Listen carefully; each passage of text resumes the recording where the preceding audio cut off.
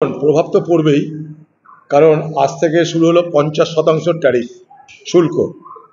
মূলত আমাদের যেটা বিপদ হবে, যেখানে সব থেকে বেশি আমাদের জন্য চিন্তার বিষয়, সেটা যে ভারতের টেক্সটাইল, জামা কাপড় টেক্সটাইল যেটাকে বলে, বস্ত্র শিল্প এক, দুই জেম অ্যান্ড জুয়েলারি অর্থাৎ অলংকার শিল্প, এই দুটো মেন মার খাবে, যেখানে সব থেকে বেশি আমাদের উপর প্রভাব পড়বে। আর আপনারা জানেন যে ভারতবর্ষের লক্ষ লক্ষ মানুষ এই বস্ত্র শিল্পের সঙ্গে জড়িত। এক, অলংকার শিল্পের সঙ্গে ভারতবর্ষের লক্ষ লক্ষ মানুষ জড়িত। মনে করুন বোম্বে, গুজরাট, এই যে ডায়মন্ড সিটি সুরাট, সব বিপদে পড়ে যাবে।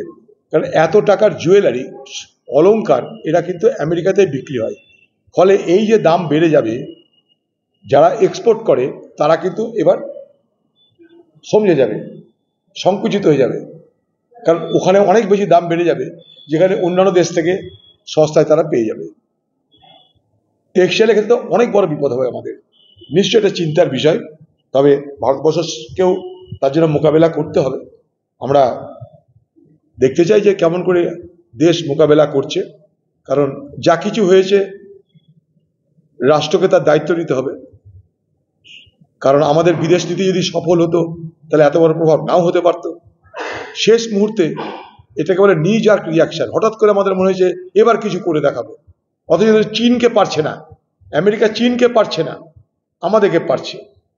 চীনের সে দম আছে, আমাদের সে দম নেই। আমেরিকাকে রিফিউজ করার মতন আমাদের দম নেই, চীনের দম আছে।